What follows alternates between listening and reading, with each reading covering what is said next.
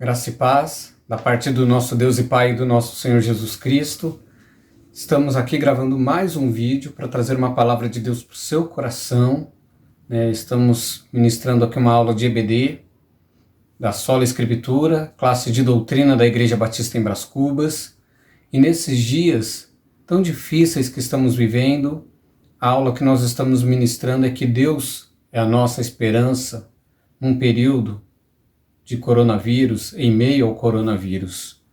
Estamos utilizando como base o livro do John Piper, Coronavírus e Cristo, que nós indicamos a leitura, um livro edificante, baseado na palavra de Deus. E vamos continuar, e hoje pensando em alguns atributos de Deus. Esses atributos que não somem e que não são anulados, mesmo diante dessa pandemia que atingiu o mundo, que produziu até falta de esperança para muitas pessoas que não olham para esse Deus de acordo com o que Ele é ou quem Ele é. Então, antes de continuar pensando nesse Deus que é a rocha justa, os seus atributos, vamos buscar o Senhor em oração, pedindo para que Ele ministre essa palavra no nosso coração, para que ela entre, penetre, seja arraigada, crie raiz e dê frutos. Ore comigo, faça da minha oração a sua oração, meu irmão. Senhor Deus, é no nome de Cristo Jesus que nós entramos na Tua presença santa. Sabemos que o Senhor é justo e bom. Nos colocamos diante do Senhor, ó Deus, sabendo quem Tu és. Acreditamos que o Senhor ouve as nossas orações, ó Deus, e que o Senhor está agindo mesmo em meio a esse caos, Pai, que parece que estamos vivendo, Pai, que foge dos nossos controles, Pai, mas foge do nosso, mas não do Senhor. Sabemos que todas as coisas são nuas e patentes diante dos Teus olhos, que os Teus olhos, ó Deus, consumidores, estão vendo, Pai, está vendo tudo o que está acontecendo, e o Senhor tem sido o nosso rochedo, a nossa cidadela, a nossa fortaleza. Então pedimos que o Senhor ministre no nosso coração agora, Deus, mais uma palavra de esperança, para que venhamos nos manter firmes, inabaláveis, ó Deus, mesmo diante das privações, mesmo diante da crise, mesmo diante da doença, Senhor, mesmo diante de tudo que tem acontecido, que o Senhor, ó Deus, seja engrandecido na nossa vida. Em nome de Jesus que nós oramos. Amém. Amém. Então nós já vimos até aqui que o nosso Deus é aquele que Ele pode pôr um fim a essa fase, esse período que estamos passando, de pandemia. Mas se Ele não faz, Ele é poderoso para sustentar a nossa alma, porque nós estamos com Ele quer na vida, quer na morte. Nós somos do Senhor. Nós também já vimos aqui que o nosso Deus ele traz uma palavra de esperança. E essa esperança não é simplesmente para o futuro, mas é uma esperança viva no aqui e o agora. É um Deus que é comprometido conosco, no nosso cotidiano. Então Ele se importa com o que eu e você nós temos passado. E que quer, então, vivamos, morramos, independente do que aconteça, nós somos do Senhor e estamos junto com Ele. A palavra dele que diz isso, então Ele fala. Deus não está em silêncio, nós também vimos isso no meio dessa pandemia. Isso não emudeceu o Senhor, e como que Ele fala? Da mesma forma que Ele tem falado há milhares de anos, que é através da sua palavra, das Escrituras Sagradas. E Deus ele tem manifestado ainda a sua vontade através dessas Escrituras, que é viva e eficaz, como ela fala de si mesmo. Essa palavra que nos encoraja e nos dá resposta sobre tudo o que está acontecendo e de que forma que Deus vai utilizar tudo isso. E hoje nós vamos pensar um pouco mais sobre essa segurança que nós temos olhando para os atributos de Deus. O nosso Deus ele é a nossa rocha. E nós falamos que Ele é uma rocha segura, a Sua palavra é uma rocha segura. Então, se esse Deus é uma nossa rocha, Ele precisa ser justo. Uma rocha injusta, como diz John Piper é uma miragem, porque ela não produz a segurança que nós precisamos. Então, diante de uma pandemia, muitas pessoas têm questionado a justiça de Deus. Diante das catástrofes que acontecem, uma das grandes coisas que leva o homem, ele faz é questionar então esses atributos de Deus. Então, se ele não é justo, ele não pode ser a nossa rocha. Então a gente vai começar a pensar aqui sobre alguns atributos. Eu queria levar você a refletir sobre isso. E a Bíblia nos retrata, então, essa santidade de Deus, essa justiça de Deus, né? Porque quando a gente pensa em justiça, a gente pensa em santidade de Deus também, que está atrelada, e nós vamos falar sobre 3 atributos aqui, que é santidade, justiça e bondade. Se ele é justo, esses atributos reluzem da sua essência, de quem ele é. Sua santidade, a sua justiça e sua bondade, elas não são idênticas, mas elas estão interligadas. Elas fluem, né, juntas. Então, para a gente compreender e aplicar isso na nossa vida, a gente vai ter que gastar um pouquinho de tempo nesses 3 atributos de Deus. Santidade, o que é santidade? John Piper, ele traz uma palavra bem interessante, uma definição bem interessante sobre o que é santidade. Ele define santidade como dignidade transcendente e infinita. Santidade é dignidade transcendente e infinita. Por quê? Porque o termo, quando a gente pega do Antigo Testamento, do que significa santidade, é separado. E talvez você saiba disso, né? Que significa separado. Então ele é separado dentro de um contexto que ele é separado do comum. O nosso Deus, ele é separado do comum, ele não é igual. E quando a gente aplica então isso para Deus, de verdade, essa separação significa que ele está num outro patamar. Ele está num patamar mais elevado do que nós, seres humanos, do que toda a criação. Ele é transcendente, então a palavra utilizada mais, do que mais se aproxima essa santidade dele é que ele é transcendente, porque ele está no outro patamar, ele tem outra realidade. Separado de tudo aqui que existe, ele é singular, né? Separado, transcendente de outra realidade mesmo, é o que ele mesmo diz aqui no livro, o John Piper. Ele está acima de tudo, ele é mais valioso do que tudo. Essa é uma definição simples aqui para santidade. Eu quero ler com você Números 20, 12, quando Moisés, o povo pede água, Deus ordena que ele fale para a rocha, para que a rocha dê a água necessária, e Moisés, então, ele bate nessa rocha. Então, Números 20, 12, está escrito: mas vocês confiaram em mim, mas vocês não confiaram em mim, para honrar a minha santidade à vista dos israelitas. Mas vocês não confiaram em mim para honrar a minha santidade à vista dos israelitas. O que Deus está falando aqui para Moisés? Está dizendo assim, que Moisés o tratou como qualquer um, não como alguém excepcional, como alguém extremamente confiável, mas Moisés o havia tratado como qualquer outra autoridade. E essa foi a sentença que Deus olhou para Moisés e viu. Os atributos, a transcendência do Senhor, o seu valor infinito havia sido ignorado. Ok? Isaías também, no capítulo 8, versículo 12 e 13, Isaías capítulo 8, versículo 12 e 13, nós vemos o seguinte, Isaías dizendo: não temam aquilo que o povo teme, nem fiquem apavorados. Ao Senhor dos Exércitos, a Ele devem santificar, a Ele devem temer, e dele devem ter pavor. Ou seja, o que ele está querendo dizer com isso? Não coloque Deus no mesmo patamar com os seus mesmos temores e pavores comuns. Trate-o com um temor e pavor absolutamente separado e único, porque ele é transcendente, porque Ele é santo, porque Ele é separado. Então essa é a santidade de Deus, uma santidade infinita, transcendente. Ele tem um valor supremo, único. Ele está sozinho, então, em outro patamar. É isso que significa santidade. Ele não depende de nada para sua existência. Ele é autoexistente. Ele não precisa de nada e não depende de nada.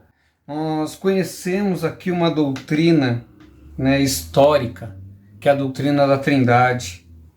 Então, uma doutrina completamente bíblica, mas que também mostra para mim e para você, e através da inspiração dos escritores bíblicos, que o Pai, o Filho e o Espírito Santo, eles são eternos, coeternos, iguais, sem começo e nem fim, cada um verdadeiramente Deus, e formam um Deus.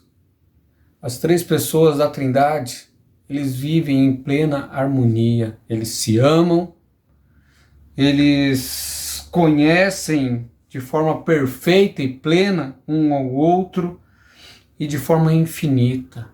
Então Deus, ele não está sozinho.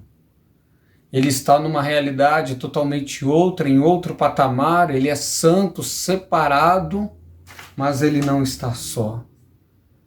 Ele é completo em si mesmo, ele é perfeito em si mesmo, eterno em si mesmo.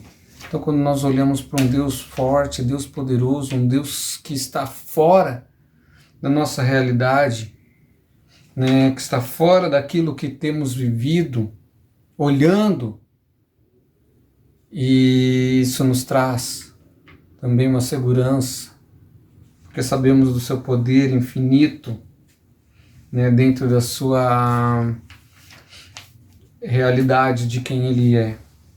E essa sua santidade está totalmente interligada com a justiça, porque a sua santidade não é definida apenas porque Ele está separado, porque Ele é transcendente.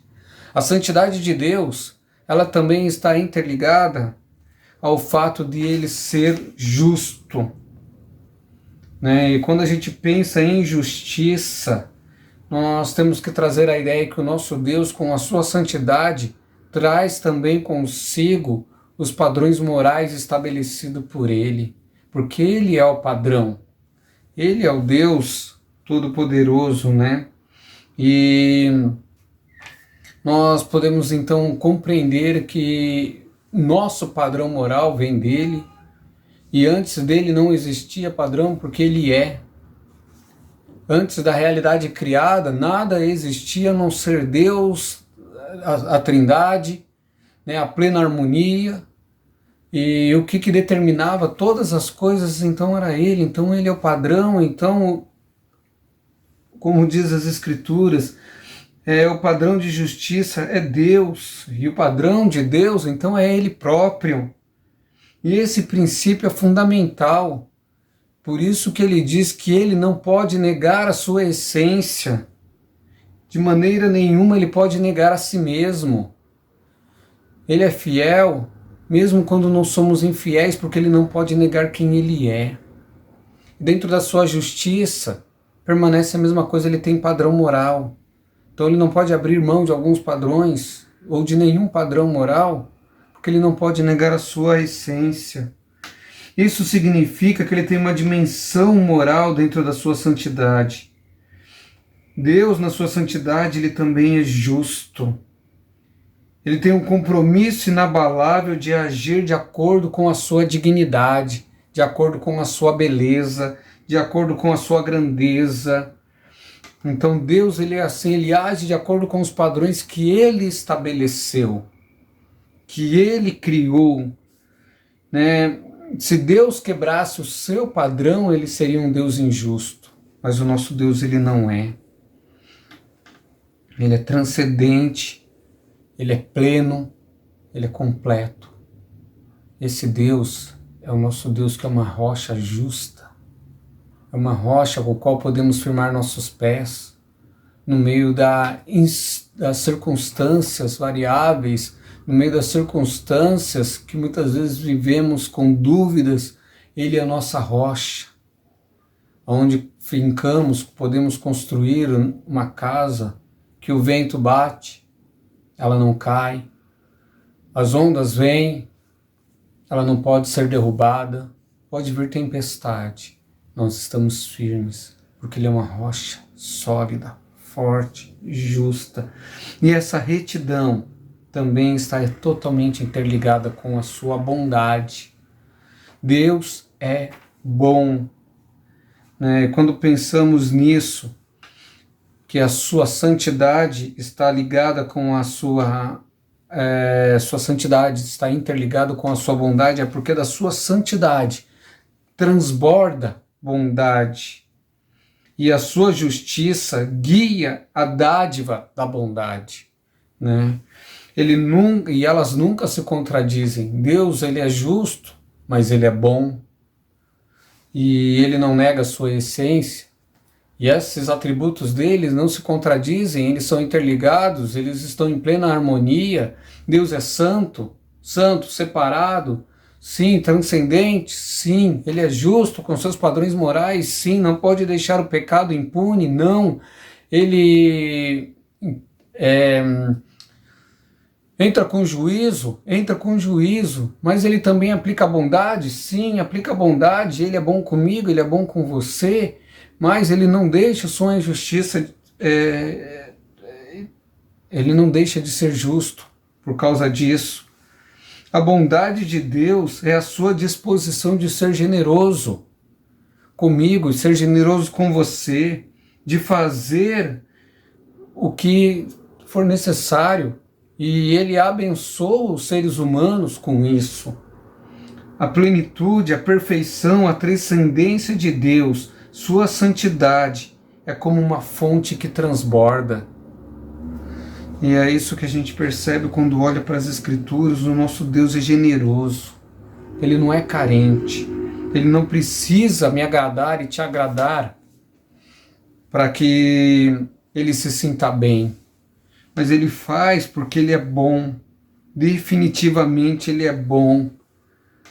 Sabe, nós não precisamos barganhar com Deus, porque Ele não precisa ser servido por mãos humanas, Ele não precisa de coisa alguma, diz Atos 17 e 23. Ao contrário, é Ele quem dá vida, é Ele que dá o fôlego, que nos faz respirar mais e mais durante todos os dias.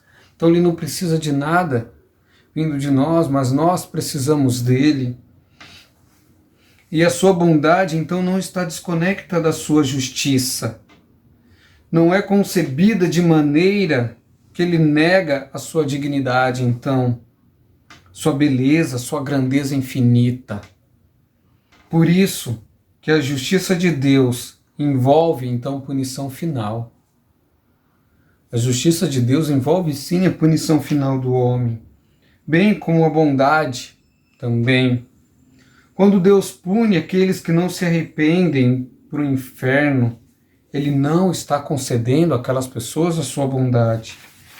Mas Ele não deixa de ser bom por causa disso. Ele está sendo justo, mas Ele não o utiliza de sua bondade para com aqueles. Sua santidade, sua justiça governam agora a concessão de sua bondade, então. É por isso que a bondade do Senhor flui especialmente por aqueles que se refugiam nele. Salmo 31:19 diz assim: como é grande a tua bondade, que reservaste para os que tremem, do qual usas diante dos filhos do homem, para os que nele se refugiam. Então o salmista diz assim: como é grande a tua bondade, Senhor, para aqueles que se refugiam no Senhor. Então nós vemos aqui que a bondade de Deus para com os pecadores é livre e imerecida. Não é baseada no que o ser humano fez, mas é baseado nessa entrega desse ser humano a uma dependência nele. Então aqueles que demonstram fé no Senhor Jesus experimentam dessa bondade. Então o que dizer aqui sobre o coronavírus dentro dessa realidade eterna de Deus? Deus ele está comandando e ele está sobre o coronavírus, e isso não anula sua santidade, retidão e bondade. Esses atributos de Deus são manifestos ainda hoje, né? Mesmo que o ser humano esteja sofrendo, não existe injustiça da parte divina. Sabe, seria muito incoerente e ingênuo da nossa parte dizer que Deus deixou de ser santo, bom e justo porque Ele não está governando direito o mundo, quando olhamos para a realidade que temos vivido. Porque todos nós somos pecadores, sem exceção. Todos nós trocamos a glória da dignidade de Deus, da sua beleza, da sua grandeza, por coisas que nós apreciamos mais. Então isso é uma desonra vergonhosa a Deus. Sabe, então precisamos, por mais que nós não reconheçamos isso, que nós fizemos isso, que nós trocamos a sua glória, portanto nós merecemos sim ser punidos. Nossa desonra da glória de Deus nos torna objetos e dignos da ira sagrada. A Bíblia diz que somos por natureza filhos da ira, e o que significa que Deus seria santo, justo, ao reter sua bondade sobre nós. Olhando para o coronavírus, então, não aponta para a falta de santidade de Deus, não aponta para a falta da justiça de Deus ou por falta da sua bondade. A nossa rocha, nesses dias conturbados, não é injusta. Ela não é profana. Ninguém é santo como o Senhor. Não há rocha como o nosso Deus. Nossa rocha, meu irmão, não é uma miragem, mas ela está presente e ela está conosco nesses nossos dias. Confie nos atributos do Senhor. Que Deus te abençoe, que Deus te guarde, e a gente vai voltar na próxima aula falando sobre a soberania de Deus e nessa soberania que a gente pode descansar. Que Deus o abençoe. Amém?